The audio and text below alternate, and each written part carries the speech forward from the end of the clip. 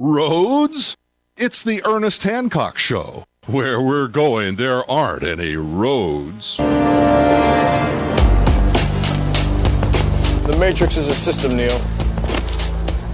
That system is our enemy.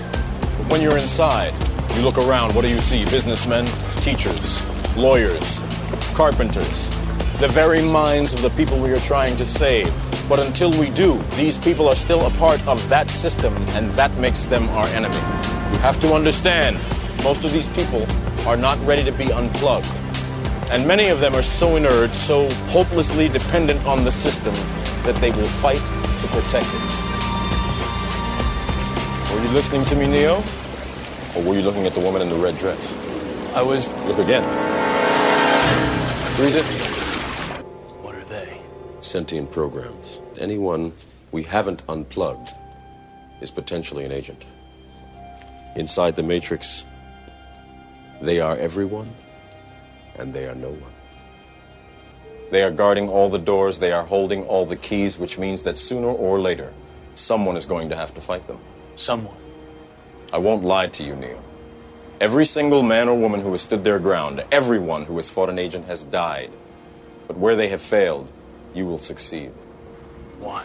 Their strength and their speed are still based in a world that is built on rules. Because of that, they will never be as strong or as fast as you can be. What are you trying to tell me? That I can dodge bullets? No, Neo. I'm trying to tell you that when you're ready, you won't have to. You won't have to. How are we getting ready? What is ready? You know, there's everybody inside, outside, all part and mate, kind of, you know, whatever. Who's opposing what? I am of the opinion that all we have to do is be armed with as much knowledge from every perspective as possible. That's why Freedom's Phoenix has such a wide radar screen. You know, I got an email from a poster yesterday, and she said, and she doesn't post all the time, but, you know, probably, I don't know, maybe a couple times a month or something like that, and something she thinks all is important from her blog and such. And she says, Ernie, it was up there for a little bit, and then it went away. You know, you don't want my stuff anymore? Why aren't you posting? And I went and looked at it. I'm like, you know, it's not great or something. I just scanned it and it seemed kind of appropriate, whatever. You know, I put it up and said, we'll ask Pal. Pal Gamble, senior editor, he comes back and he writes and he says, I'll tell you what, I didn't think it was that good. He goes, I thought, yeah, do better. You know, and it didn't really go with the, but we didn't delete it from the site. It just didn't go in the front page, went into the category. Well, I don't mind putting up some stuff that may be, but we have so many submissions, and certainly as we're going into the 2012 election cycle, I get a lot more submissions from a lot of people that are, you know, the neocon bent. You know, we need to make sure they're using Freedom's Phoenix as a method by which they get out their perspective for whatever the heck it is that they want. I don't mind, except if it starts to push off good stuff. And we get so much good stuff that a lot of these, they may make it to the category, but they may not make it to the front page.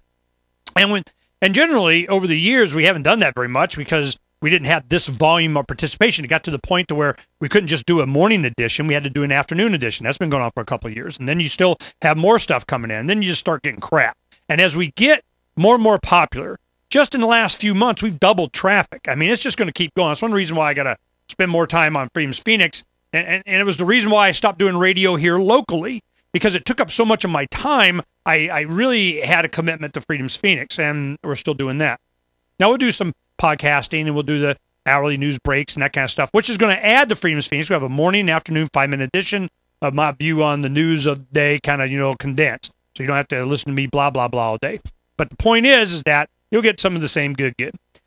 Now, I'm going, all right, if we're going to have this infiltration, what does it do to serve our interest? It provides a large radar screen.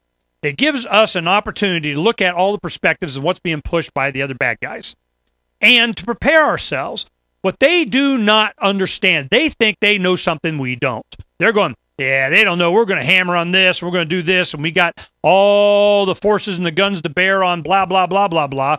And what are they going to say about and whatever? And we just always stick to principle. Bring it on, bring it on, bring it on. It's on like Donkey Kong. And we just hammer the living crap out of them.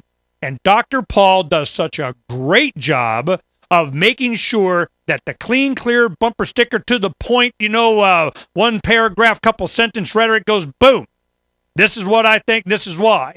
And then, as it starts to get argued and discussed on the internet and cyberspace for Generation Next, the people that are informed about the issues and what's going on, here we go, beat the snot out of anybody who tries to whatever. Because I am more concerned why this next month's edition, the e-zine, is on Raising Generation Next.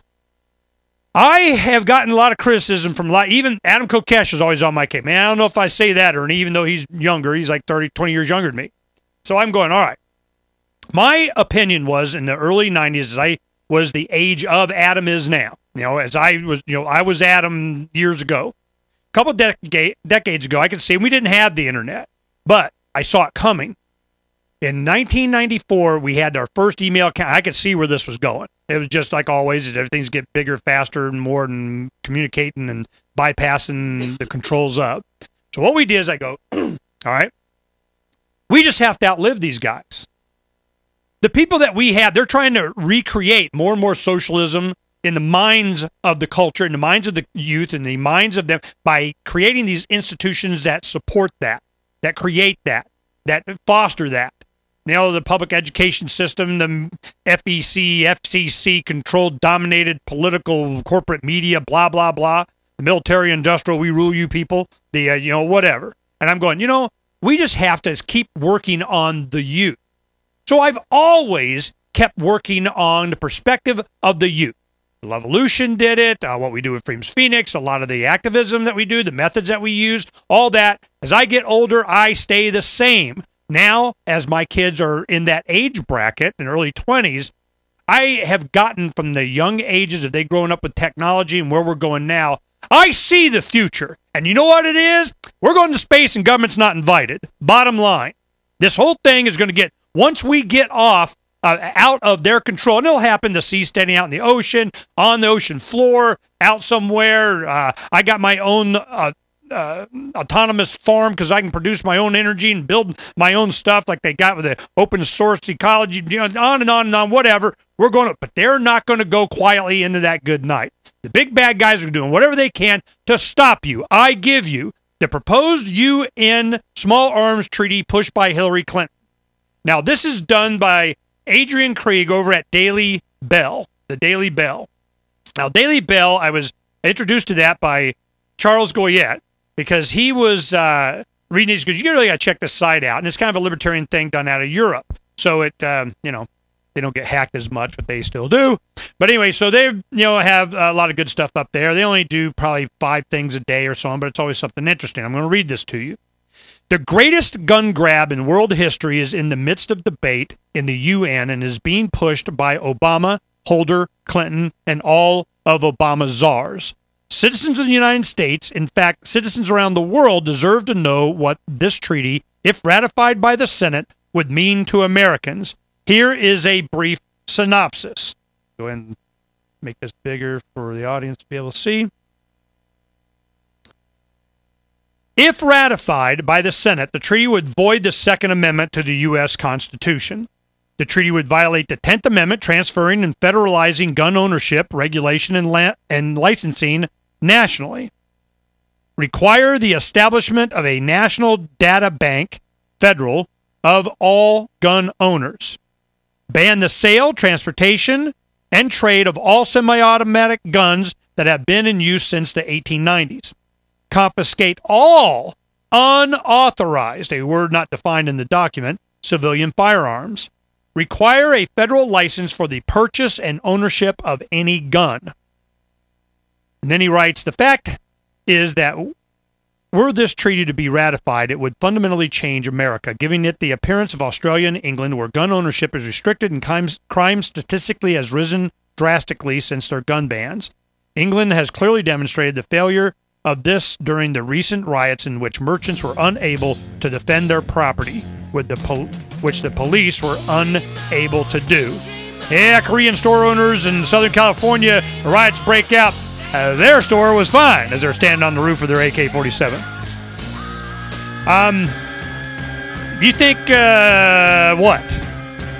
You know, this isn't all part of, and what's going on behind this? Fast and Furious and its sister efforts around the country, putting guns by the tens of thousands. Here in the United States, here in Arizona, the gun dealers are sending letters saying, look, man, we want it very clear that you told us to give these guys these guns, and you're not going to come after us, and we want to make sure everybody knows you did it. Well, everybody knows, and they're still going to do it. Wow, how bad does it have to get? A lot worse, apparently. Well, it is. Stewart, Rhodes from Oath Keepers when we come back.